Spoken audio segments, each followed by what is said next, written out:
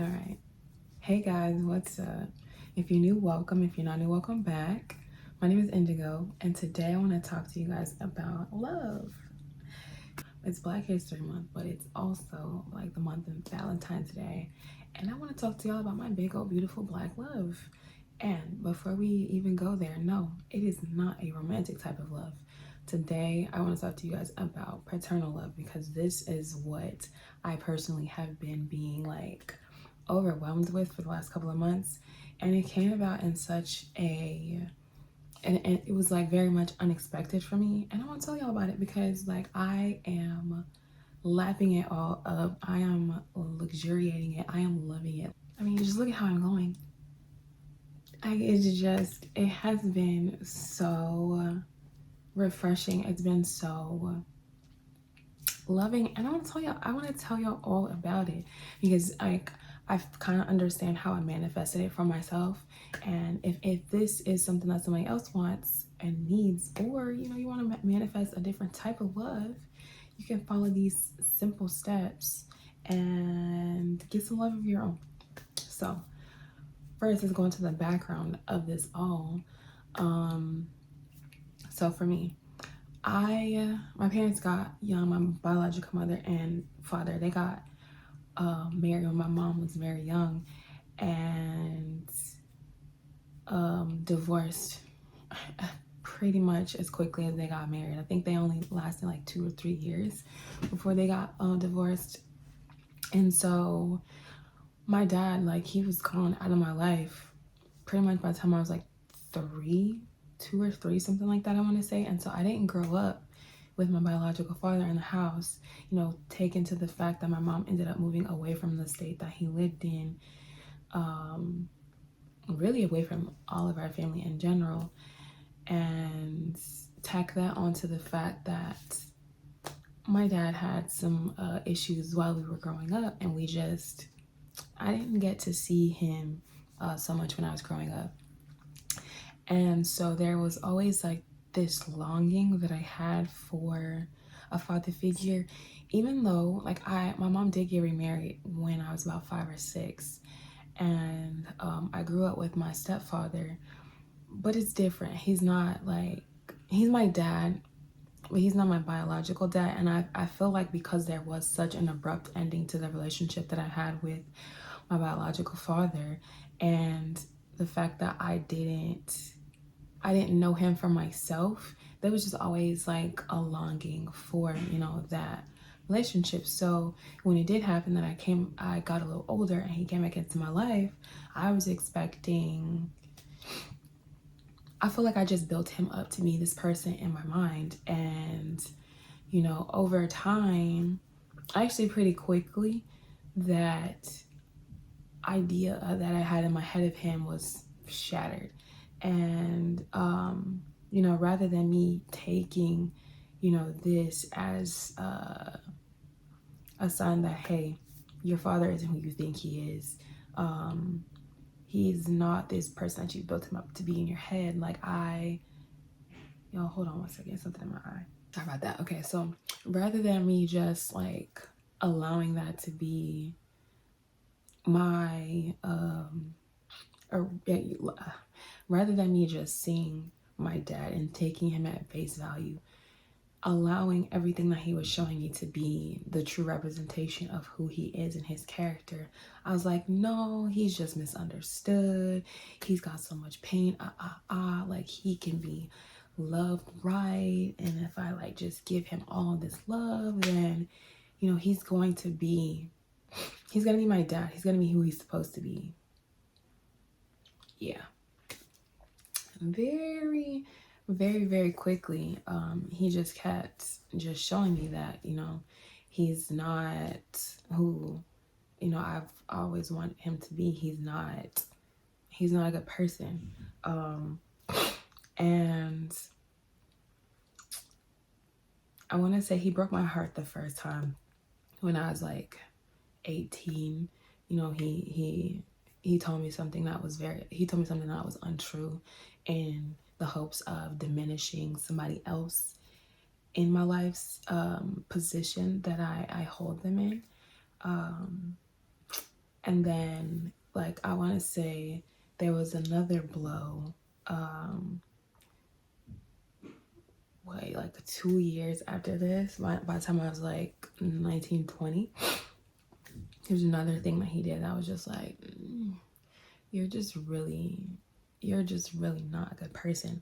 I think for me though, the final straw was when he left me pretty much stranded out in the middle of nowhere. And that for me, it was just like, it let me know, like, you really don't love me, you know, not in the way that I deserve to be loved, not in a way that is healthy and that is loving, and not in a way that I deserve to be loved as a person. So that has pretty much just been like my relationship with him. And then, you know, with my stepdad, he's like, I don't know, it's really, really weird. I feel like he loves me, but I feel like there's also like this air of separation between us because I'm not his biological child. And there's definitely there are definitely ways in which I can see that he did kind of put that wall up between myself and him. And I don't fault him for it. Like, it is what it is. But that brings us to where I am, like, right now. Oh, hold on. But yeah, that brings us to where I am right now, where I am in a situation where I've been staying with my aunt and uncle for like 2 months now. And it wasn't supposed to happen like this. I was supposed to come visit for Thanksgiving and go on my merry way to Texas, because that's where I am trying to go, or that's where I'm moving to right now. But yeah, I was supposed to be gone. Like, I wasn't supposed to be here. And what ended up happening is, over Thanksgiving, my mom lives in the same state, and she, like, I've been talking to her about some problems that I was having with my truck, and she happened to mention it in front of my uncle, and he's like, oh, you know, we might be able to fix that, you know, do you know what's wrong with it? I was like, no, I don't, but like, I'm not really worried about it. Like, I can leave and like not get it fixed. Like, it's a problem. And my mom, she was like, no, I really think you should get it fixed. And my uncle was like, yeah, it shouldn't be anything. Like, we'll take a look at it. So, over the last 2 months, like, that kind of turned in, us taking a look at it has turned into about 2 months or so of us fixing up different parts of my truck. And for me, this has, like, it's such a small thing, but it's also so very big for me.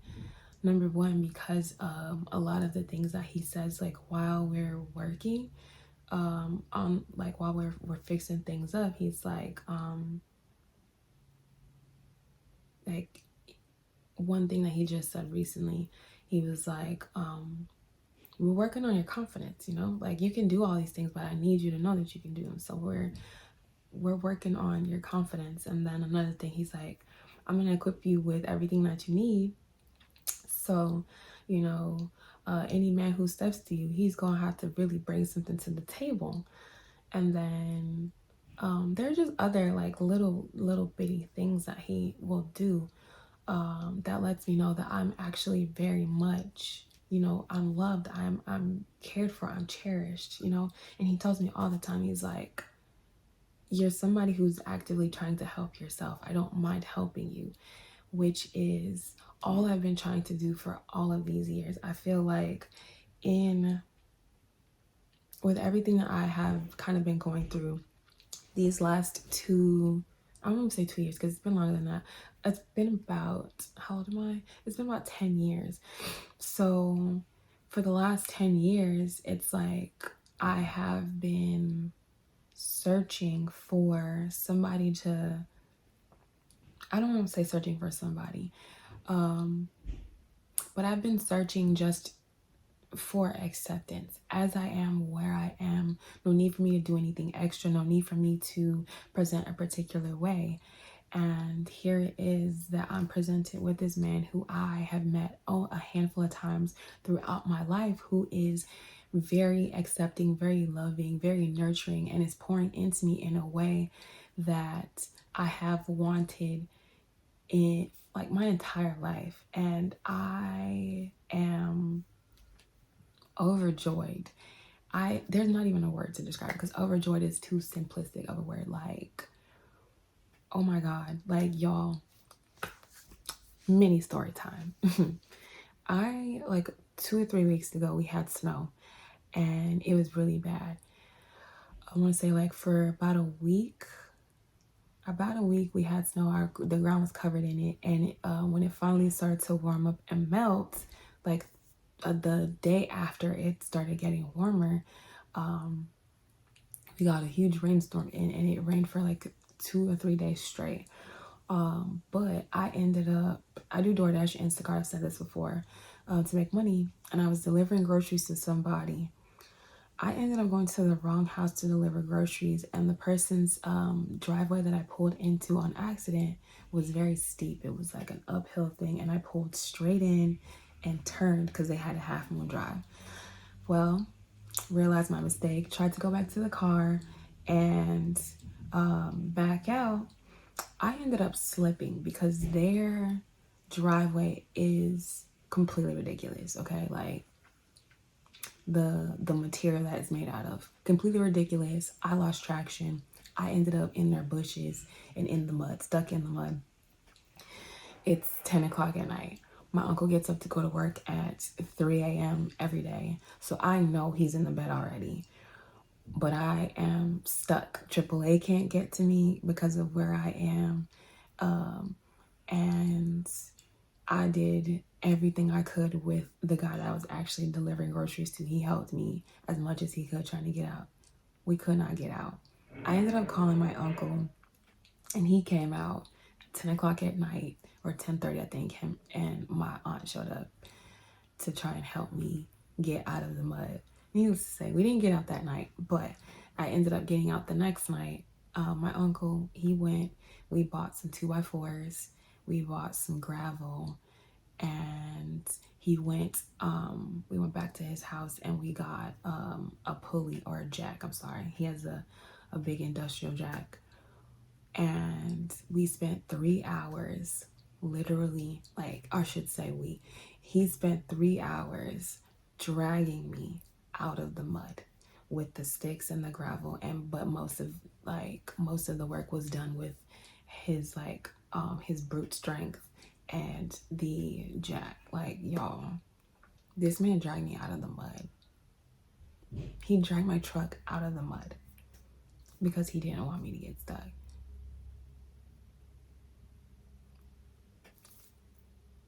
He dragged my truck out of the mud. Like, that is still so overwhelming for me personally, coming from where I was, where my biological father wouldn't even, he's got extra cars in his yard, and he knows I need one. He would not even let me take over the note for one. He's like, nah, you buy it outright or you can't have it. So to go from that to my uncle dragging my truck out of the mud, him spending time with me, teaching me how to repair different things on the truck, showing me how to use different tools, just pouring into me, giving me, life knowledge and lessons in love, all these different things. Like, to have him pour into me in such a way has been the most transformative experience for me. And I have just been loving it, and it's so simple, and it lets me know, like, I think one of my biggest things over just pretty much my entire life is I felt like maybe I'm asking too much from people, because there have been things that I have wanted in relationships and all out of my friendships and things, and I haven't necessarily gotten them, at least not in the way in which I give out. And so I think for me to just be in a situation where I am, being loved on in this way, it just lets me know that I'm not asking for too much. If anything, I feel like I'm probably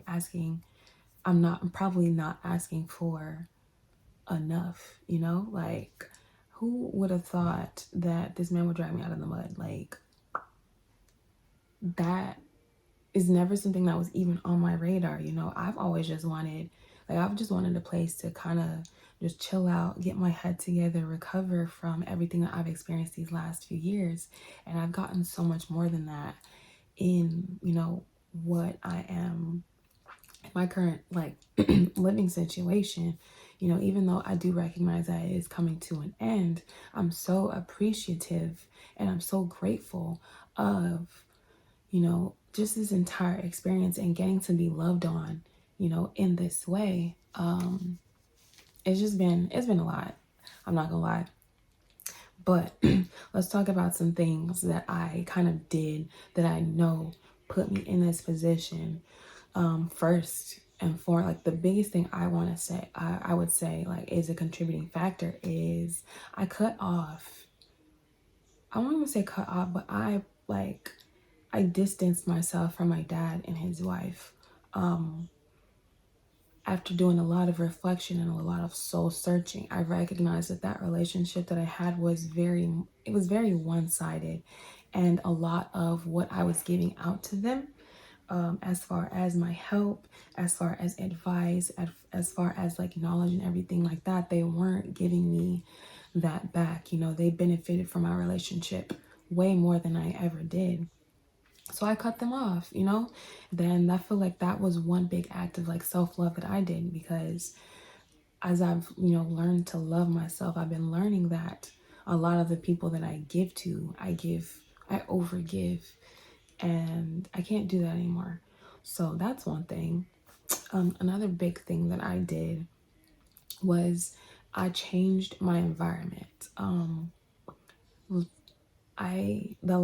Last year, well, it was pretty much all of last year and then a little bit of the year before, about half of the year before, I lived somewhere where it started off really good, but quickly became overwhelming, became toxic. And again, I was in a situation where I was overgiving, and I loved the state that I lived in because I was in California. I loved living in California. I hated where I lived, and I hated the living situation.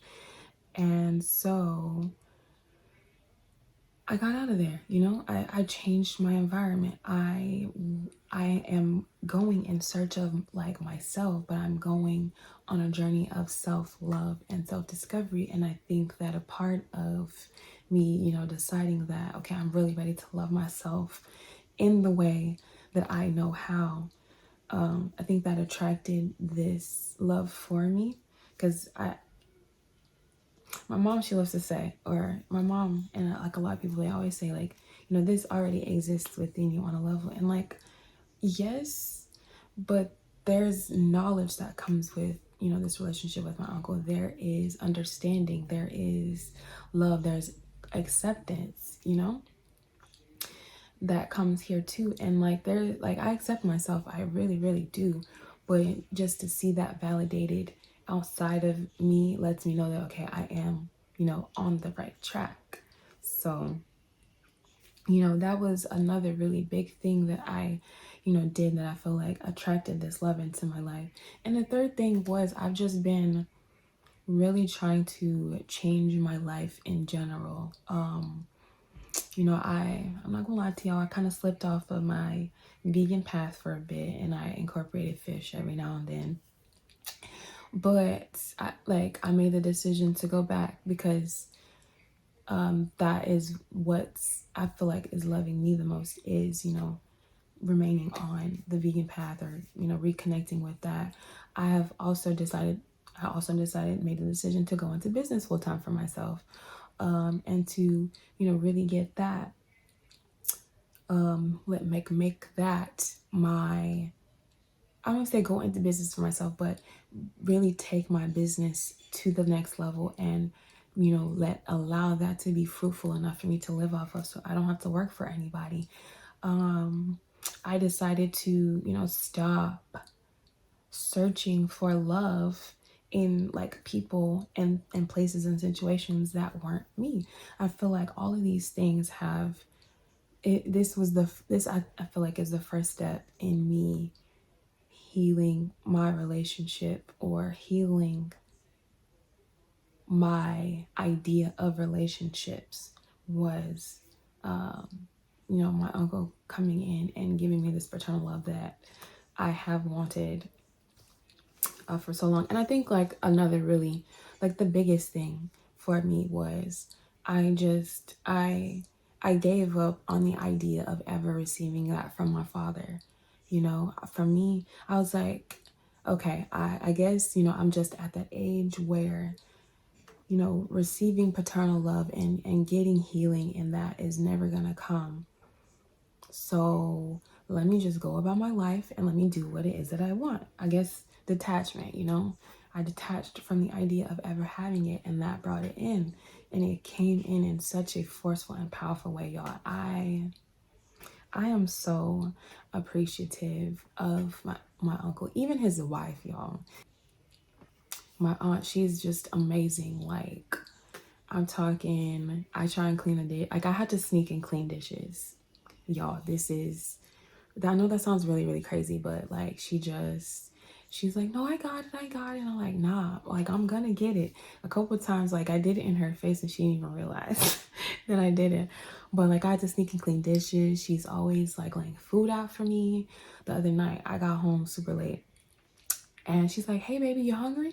You know, I can warm you up something. I was like, no. She's like, yes, no problem, no problem. And then she like ended up putting together a little spread for me so that I can eat. So it's like, it's just, there is just so much love here. And it all started, I feel like, with the small things that I did to love myself. So if anybody is like me, where, you know, you've been looking for a particular type of love, paternal, platonic, romantic, whatever, I would say the biggest thing is to detach from it and like start pouring in and loving yourself, and that is going to bring it in expeditiously, and oftentimes it's going to be in a way that you don't expect, and a lot better than you could have ever imagined. Because when I tell y'all this is better than I ever imagined, like, y'all, it's amazing. It is. So yeah, that's been the video. Thank you guys so much for tuning in. I know I owe you guys a video on connecting with your inner darkness, but I just had to get this out because it has just been so, I've been so overwhelmed by it. Like, I just been lapping it up. I'm not going to even lie. Like, I love y'all, but I haven't even thought about like making a video, just because I've been so ingratiated and appreciative and just living in the warmth of love. Like, so yeah. But thank y'all so much for tuning in. If you like this video, please hit the thumbs up. It helps me out so much on this world of YouTube. Subscribe to the channel if you want to see more. I'll be here popping in whatever, popping in whenever. Usually I'm trying to get on like a once a week schedule. You know, it's a little touch and go here, but we'll get there eventually. I started a business. I have a business, like I mentioned earlier. I have a business. I sell body butters. I have a few new products that I'll be introducing within the next couple of months as well. So if you like, check me out on Etsy. I'll have that shop link down below for you guys. Follow me on social media. Your girl is active on those, semi. Yeah, check me out on those. I'll have those linked down below as well. And like I always say, I hope you all have a beautiful rest of your day or night whenever you choose to watch this, and I will catch you in the next one. Peace. Stay.